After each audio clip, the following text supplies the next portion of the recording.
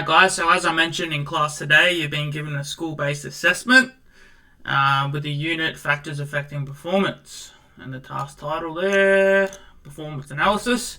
And this is a total of 20 marks, and it's a 30% weighting of your whole course assessment. Okay, so it was given to you in class today, which is Term 2, Week 6. And as you can see, the date of submission is Term 2, Week 9.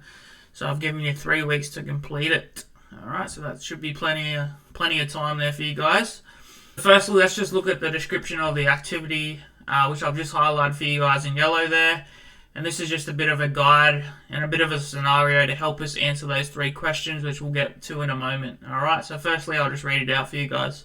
You have been recently employed as a sports strength and conditioning trainer at the Institute of Australian Sport.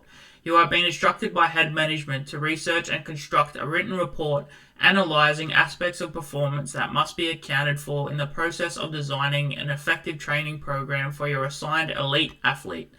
This report should be finalised and ready to be presented in a personalised meeting with your athlete and their stakeholders as a guide to establishing a successful training program to help achieve the athlete's performance targets. So as you can see, these are the next 3 parts of the assessment that we need to answer and include in our written report.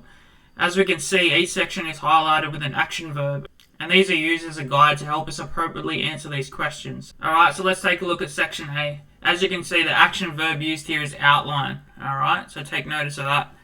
Outline the primary energy systems used in a chosen sport of your choice and provide relevant examples.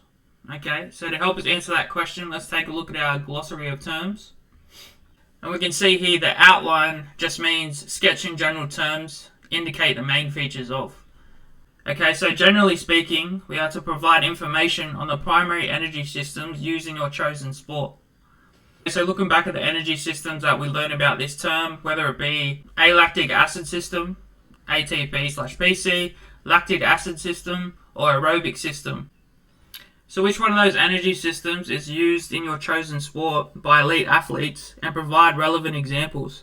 Okay, so for example, we know that a soccer player relies on the aerobic system to provide a constant energy required to move around the field at a medium speed of intensity. Okay, so provide relevant examples like sprinting, running up to head the ball, and stuff like that.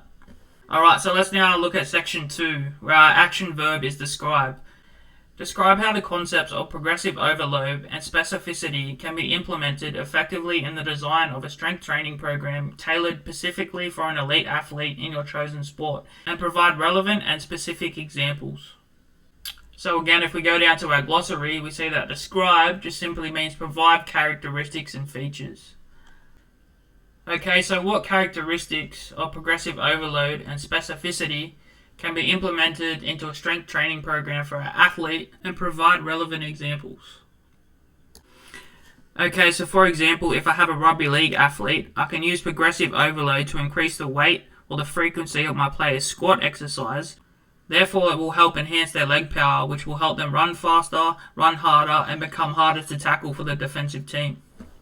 And I could also implement specificity into a strength training program to help meet performance goals. For example, if I had a basketball player who wanted to increase their verticality, I could focus and cater his training specifically to meet that goal. This may include explosive box jumps or weighted running. Finally, in the last section of our assessment, as we can see, our action verb is explain. So again, as we go down to our glossary of terms, explain simply means relate, cause and effect, make the relationships between things evident, provide why, and, or how. So as we go back up to the question, explain one psychological strategy an elite athlete in your chosen sport could utilize to help control their anxiety and improve their performance, and provide examples. Alright, so again, I might have a rugby league player who is the team's goal kicker and is often faced with occurrences where he needs to kick a high pressure conversion. So I might say my athlete would benefit from mental rehearsal or relaxation techniques, and explain to me why you think this would be beneficial, and back that up with research literature.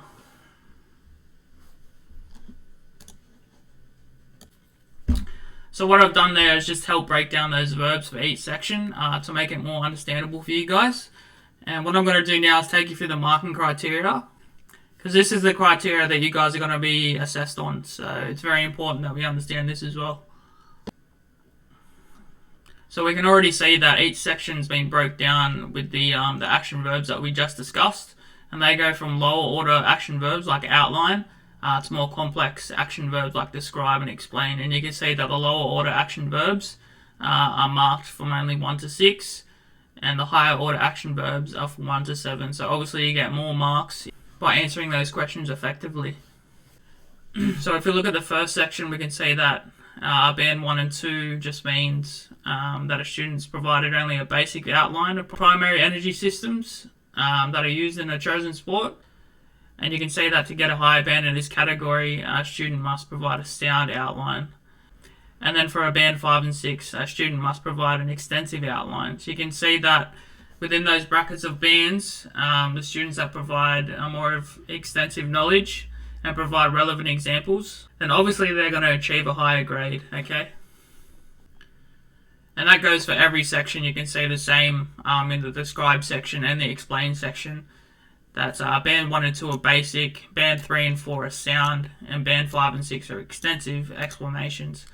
So it's important that we provide relevant examples and back that up with literature for the best results, alright? If you guys have any questions, you know where to find me, and I'll see you in class tomorrow. Thanks, guys.